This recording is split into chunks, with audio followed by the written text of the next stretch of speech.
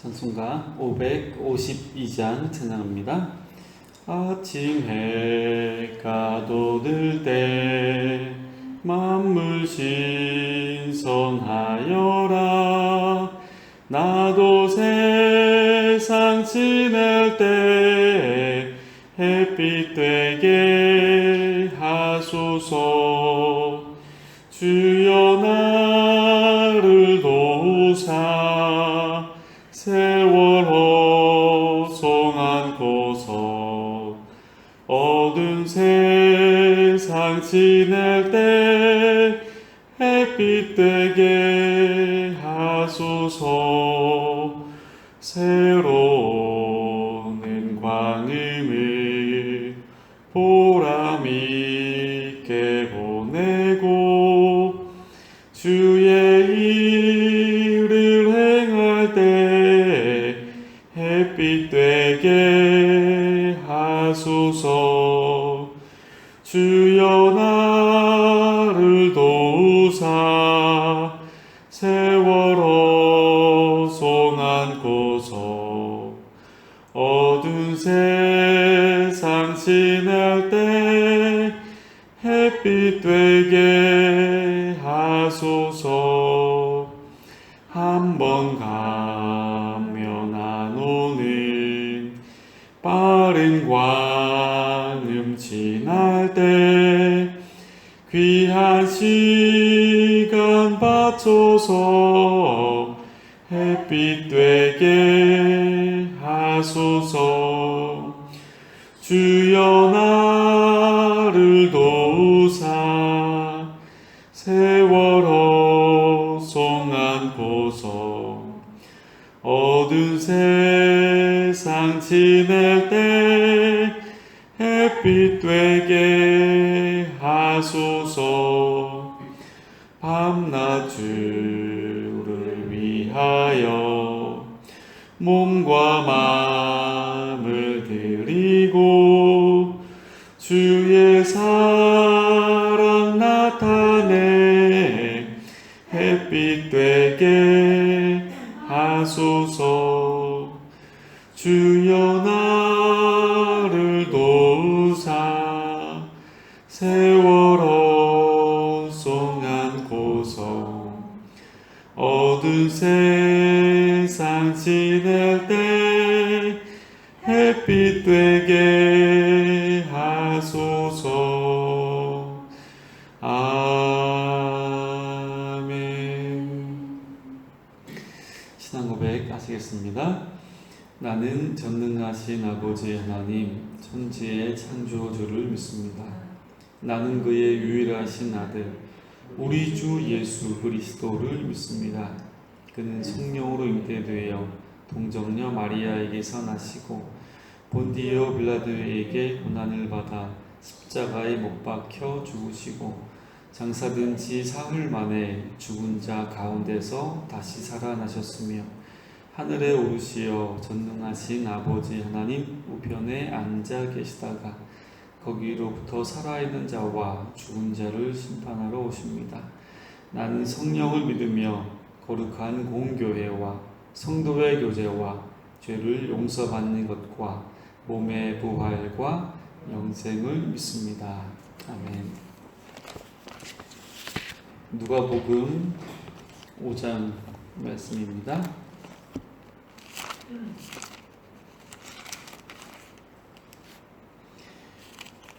누가복음 5장 27절에서 32절까지 말씀. 누가복음 5장 27절에서 32절까지 우리 한 절씩 교독하시겠습니다. 그 후에 예수께서 나가사 레위라 하는 세리가 세관에 앉아 있는 것을 보시고 나를 따르라 하시니 레위가 예수를 위하여 자기 집에서 큰 잔치를 하니 세리와 다른 사람이 많이 함께 앉아 있는지라. 바리새인과 그의 서기관들이 그 제자들을 비방하여 이르되 너희가 어찌하여 세리와 죄인과 함께 먹고 마시느냐. 예수께서 대답하여 이르시되 건강한 자에게는 의사가 쓸데없고 병든 자에게야 쓸데 있나니 내가 의인을 부르러 온 것이 아니요 죄인을 불러 회개시켜 왔노라. 아멘. 예, 오늘 말씀에는 제자 레위를 부르시는 장면이 나타나 있습니다. 이 레위라는 사람은 마태복음의 저자인 마태입니다. 동일 인물이에요. 그러니까 히브리어로는 레위라고 이제 하고 헬라어로는 이제 마태라고 이제 불리는데 이 마태의 그 이름은 영어로는 이게 매튜라고 부르죠. 매튜. 성경의 인물들이 영어식 이름이 굉장히 많아요. 아시는 게 혹시 뭐가 있습니까? 아담은 에덤 이렇게 부르고요. 아브라함은 에이브럼 링컨이잖아요. 에이브럼 이렇게 부르고, 이삭은 아이작, 요셉은 존, 바울은 폴, 야고보는 제임스. 굉장히 많죠. 하여튼 지금 우리가 굉장히 익숙한 영어식 이름들이 이 성경 인물들의 이름인 경우가 굉장히 많이 있습니다. 그러고 보면 성경이 얼마나 온 세상에 영향을 크게 미쳤는지를 우리가 알 수가 있는데요. 이 마태, 이 레위 같은 이름인데, 이 12제자를 예수님께서 이게 부르실 때에는 한꺼번에 12사람을 이렇게 부르신 것이 아니고요. 이렇게 한 명 한 명 이렇게 부르다 보니까 12명의 제자가 생겨나게 됐습니다. 물론 제자가 12명은 아니에요. 성경에 보면 70여 명의 제자가 나타나 있고요. 또 예수님 따르는 500여 명의 또 사람이 또 따로 있습니다. 그러니까 예수님을 따르는 많은 사람들이 있는데, 이제 그들 가운데 이제 12명을 부르셨다고도 할 수가 있습니다. 문제는 이 레위라는 사람이 그 직업이 세리라는 거죠. 세리. 레위라는 것은 이제 야곱의 12아들, 르벤, 시몬, 레위, 유다, 이렇게 12아들 가운데 하나, 12지파 가운데 한 사람, 한 지파를 대표할 만큼 아주 중요한 이름이긴 하지만 그의 직업은 세리였습니다. 세리. 그러니까 세리라는 것은 단순히 세금을 걷는 정도의 직업이 아니라, 이 당시 유대인들에게 있어서 이 세리들은 민족의 반역자예요. 마치 이완용과 같이 로마에 붙어가지고 동족인 이스라엘을 아주 못되게 구는 그런 사람입니다. 세금을 이제 요즘 같아서도 세금을 잘 안 내려고 하잖아요. 그런데 이 당시에 세금을 걷는다는 것이 쉽지가 않다는 것입니다. 그러다 보니까 아무래도 힘을 사용하게 되었고, 폭력, 협박 이러한 것이 늘 있었다라는 얘기죠. 이러한 직업을 가진 이 세리를 제자로 부른다라는 것은 예수님에게 이익이라기보다는 어떤 큰 약점으로 늘 존재할 것입니다. 사람들에게 어떻게 세리를 제자로 부를 수 있는지에 대해서 늘 질문과, 또 예수님을 따르는 사람들에게조차도 오히려 떠나갈 만한 어떤 비밀을 줄 수 있다는 얘기죠. 근데 왜 하필 세리를 부르셨을까? 성경에는 정확한 이유는 나타나 있지는 않습니다. 근데 한 가지 우리가 추측을 해보자면, 예수님께서 오늘 말씀에는 레위를 보자마자 나를 따르라 이렇게 부르셨지만, 예수님께서 이미 어쩌면 레위를 알고 있었고, 레위도 역시 예수님을 알고 있었다라는 얘기죠. 부르신 것은 지금 이 순간이지만 그 이전에, 부르시기 이전에 이미 예수님께서 레위를 알고 있었다라고 우리가 추측할 수가 있습니다.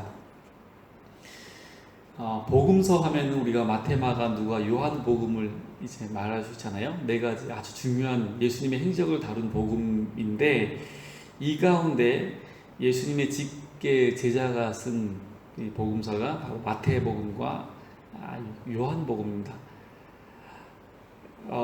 누가복음은 이제 바울과 함께 선교를 다녔던 누가가 이제 썼기 때문에 직계 제자라기보다는 바울을 통하여 이제 들은 것을 기록했다라고 할 수가 있고요. 마가복음 역시도 마가는 베드로의 이제 조카이면서 이 역시 바울과 함께 선교를 다녔던 사람입니다. 그래서 누가복음과 마가복음은 이제 직계 제자는 아니죠. 근데 직계 제자하면 마태예요. 성경에 나와 있는 레위.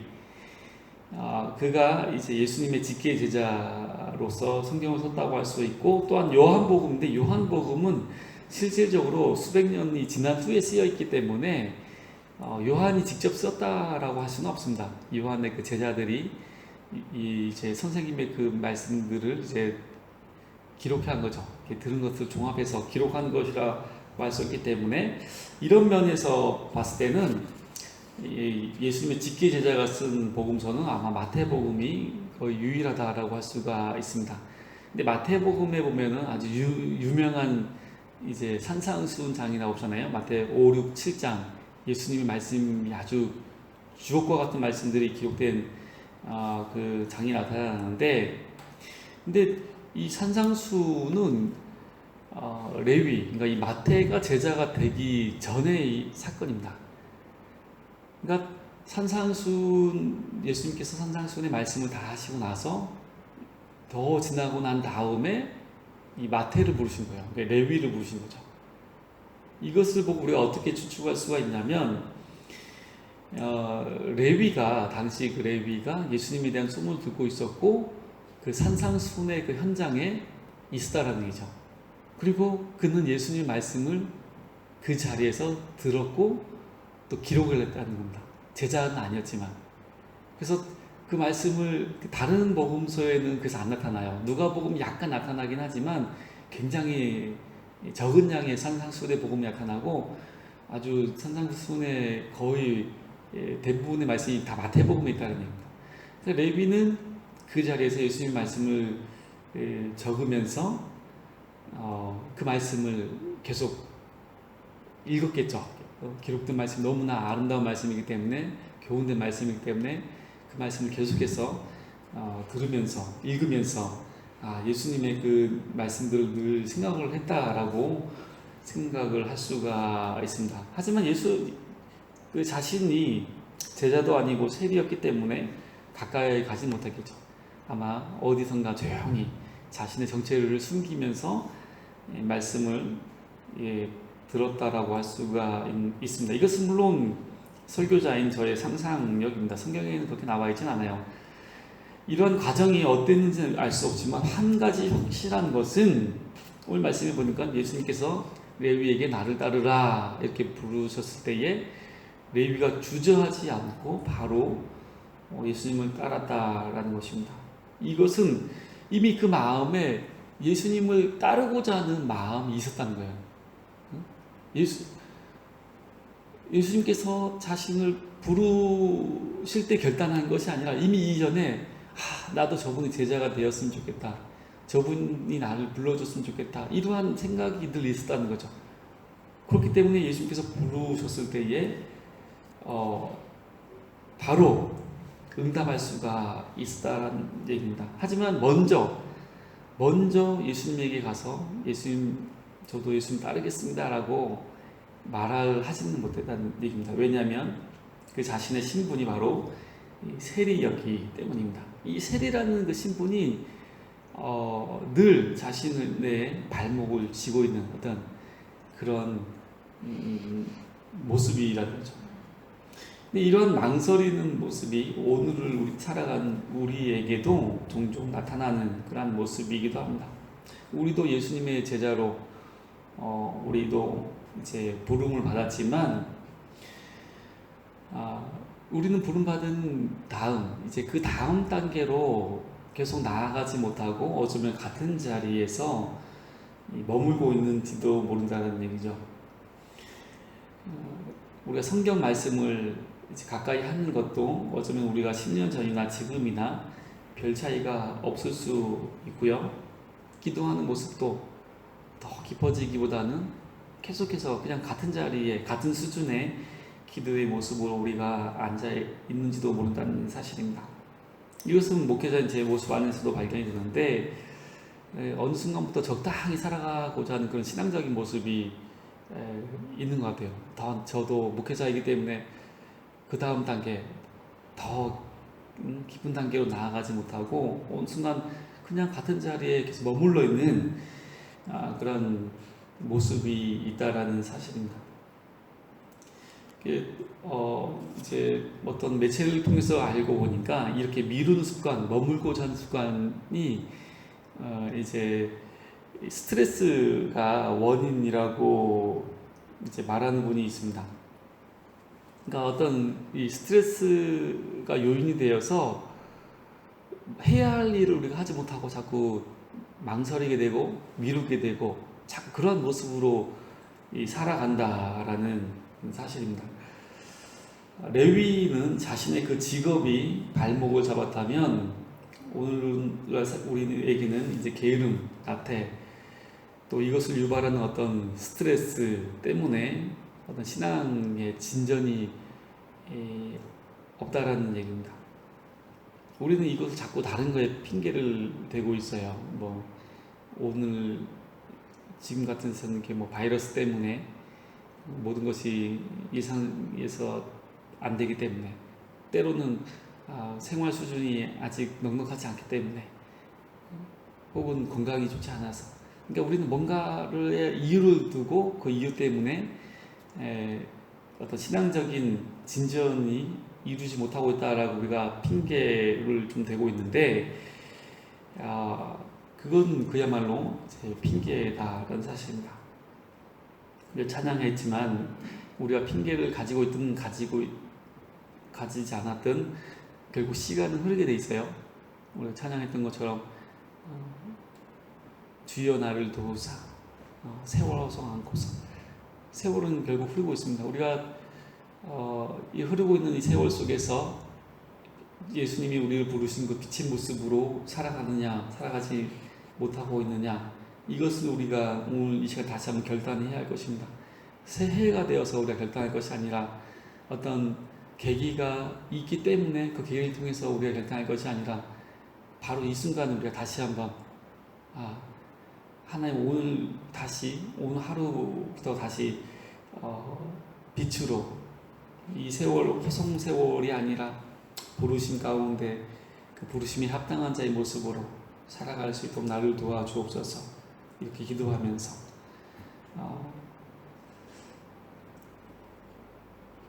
오늘 예수님께서 레위를 부르셨어요. 레위는 스스로 나아가지 못했지만 예수님의 그 부르심 앞에서 레위는 결단할 수가 있었죠. 어쩌면 우리도 이 순간 우리 스스로 결단하기 굉장히 어려울 수가 있는데, 이러한 우리의 모습 가운데 예수님께서 우리를 불러주셔서 다시금 신앙의 더 깊은 자리로 초대하여 주시고 빛의 모습으로, 소금의 모습으로 우리 살아갈 수 있도록 주님께서 우리 마음 가운데, 우리 심령 가운데 놀라운 그 주님의 음성을 들려주시기를 바랍니다. 기도하겠습니다. 하나님 아버지, 우리 예수님께서 레위를 부르시는 그런 모습을 함께 보았습니다.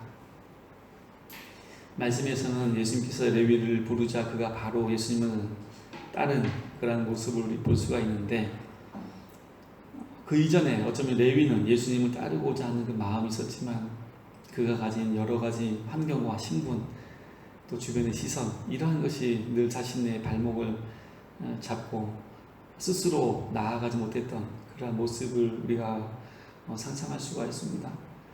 이 모습이 오늘 살아가는 우리의 모습은 아닌지 우리가 돌이켜봅니다.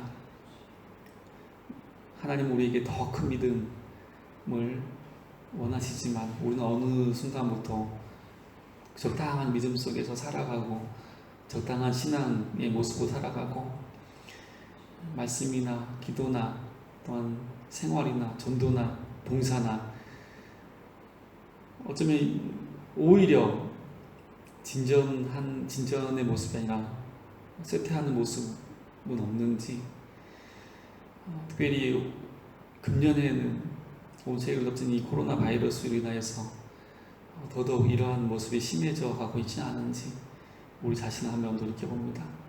그러나 주님은 우리를 언제나 빛으로 부르셨음을 기억하면서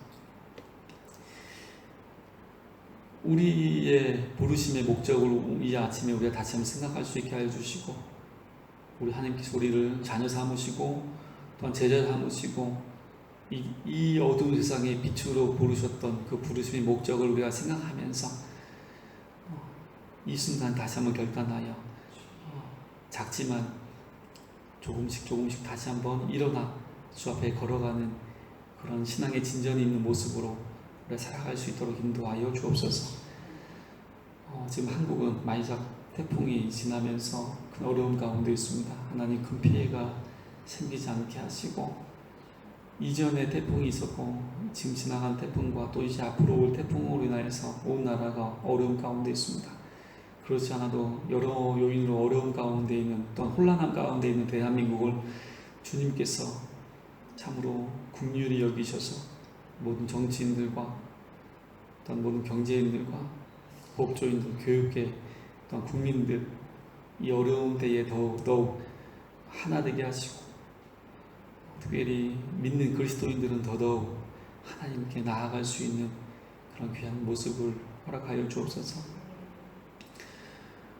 오늘도 우리에게 귀한 생명 주시니 감사합니다. 정말 시간은 우리의 의지와 관계없이 이렇게 유서와 같이 빠르게 지나고 있는데, 하나님 이 세월 속에서 오늘도 우리가 의미 없는 하루가 아니라 참으로 주님께 영광이 되며 또 우리 삶에 더 큰 의미로 정말 기록할 수 있는 그런 귀한 하루로 성령께서 우리를 인도하여 주옵소서. 감사드리고 예수님의 이름으로 기도합니다. 아멘.